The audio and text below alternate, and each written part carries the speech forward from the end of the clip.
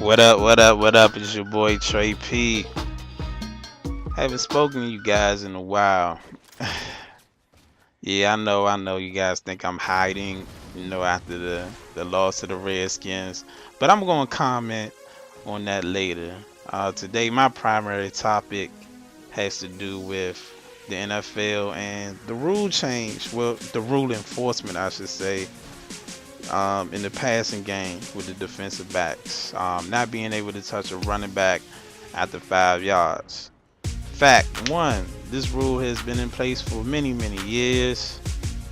However, they really started to reinforce it in 2010, where we saw a lot of changes come about as far as the passing game is concerned. So today I just decided to go back to 2002, 10 years from now, to check out the stats, in the passing game, the running game, and see some of the differences, just to get a numerical feel of how things have changed. So back in 2002, your leading passer was Rich Gannon. He threw for over 4,600 yards. In total, there were only 4 quarterbacks that threw over 4,000 yards. Back in the day, 4,000 yards used to be, that mark, to let you know that as a quarterback, you've been very productive for the season. About 4,000 yards passing and 20 touchdowns. You would have had a great season. And there were only about 4 quarterbacks that did that in 2002. Now I want to jump to 2011. Last season, where many passing records were broken. Drew Brees, all-time passing yards leader, with 5,400 yards passing. So there were 3 quarterbacks over 5,000 yards passing in 2011, opposed to 2002. There were only 3 quarterbacks over 4,000 yards passing. So you see a major spike there. Let's see how many quarterbacks are over 4,000 yards. As I said, back in 2002, there were only 3 quarterbacks over 4,000 yards. Back in 2011, there were 10 quarterbacks that threw over 4,000 yards. Cam Newton, Ben Roethlisberger, Matt Ryan, Tony Romo, Phillip Rivers, Aaron Rodgers, Eli Manning, Matt Stafford, Tom Brady, and Drew Brees.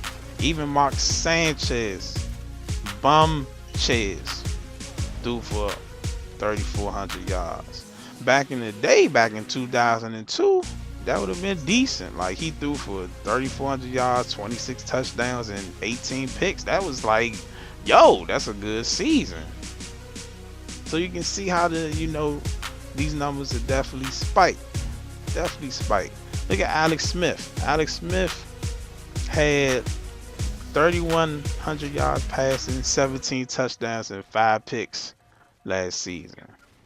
That's like a Troy Aikman year back in the 90s.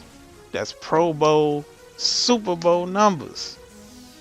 And you got Brees with 46 touchdowns and 14 picks. Your boy Aaron Rodgers, 45 and 6.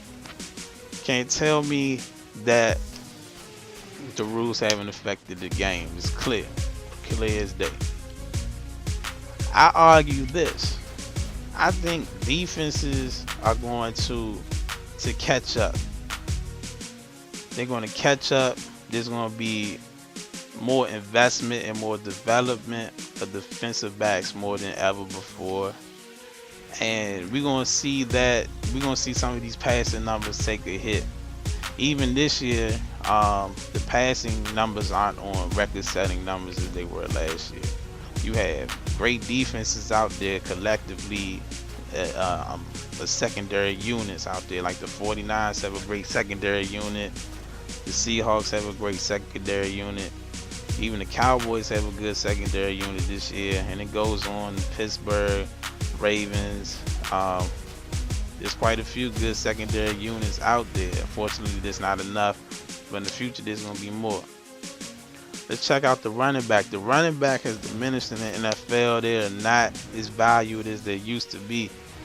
Looking back in 2002, there were 17. Okay, 17 running backs over 1,000 yards. We had 4 backs over 1,500 yards that year.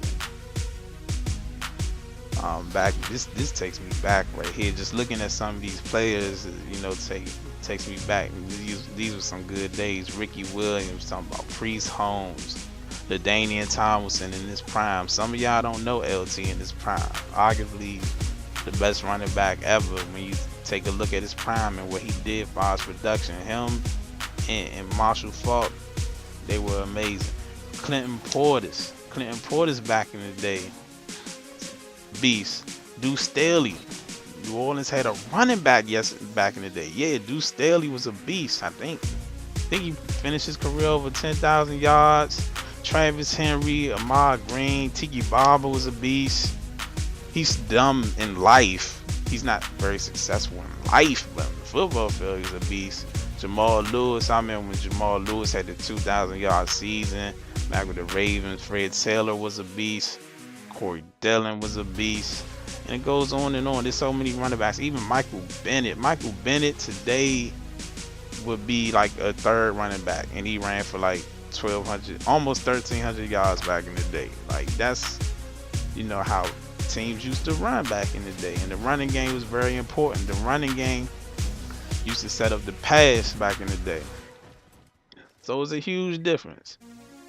Now in 2011, we still had some talented running backs, but not as many. Last year, only had one running back over 1,600 yards. That was Mojo.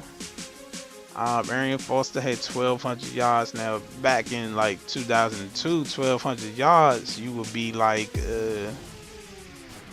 you would be in the middle of the pack, really, or just over middle of the pack in the league as far as rushing yards in the NFL. LaShawn McCoy, who had a great season last year. His juking is unbelievable. He makes people look stupid. Only 1,300 yards.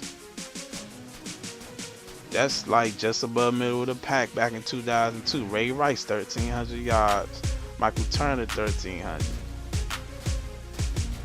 And a lot of people and a lot of other running backs just over the cusp of the 1,000-yard mark, like Cedric Benson. Somehow Reggie Bush made it. Somehow Beanie Wells made it over 1,000.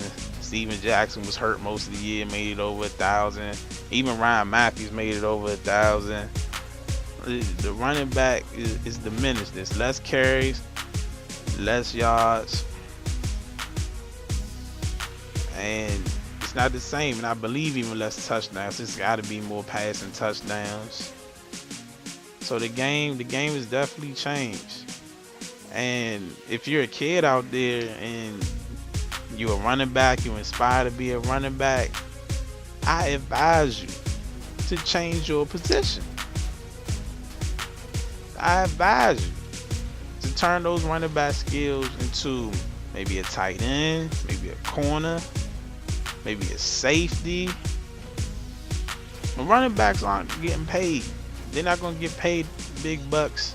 They're going to be expendable, and jobs are going to be hard to come by because of how expendable that position is. So running back is disappearing. Quarterback is dominant. Quarterback is everything in the NFL, and soon it'll be corners. Soon you'll probably see corners getting like $100 million contracts, like if they're that good and shit. So we'll see how the NFL continues to move, you know, since 2010, since they really started enforcing this rule.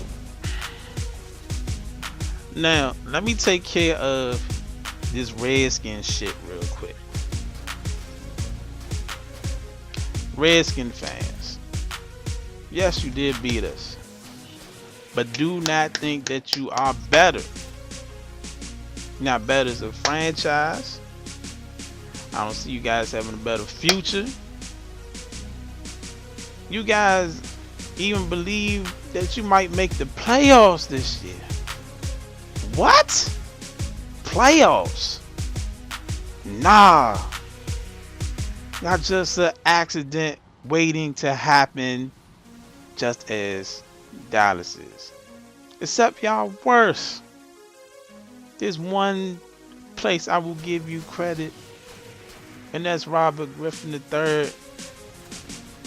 He's a beast, an absolute stud, a Pro Bowler for many years to come, possibly, and might terrorize the NFC East like McNabb did for so many years.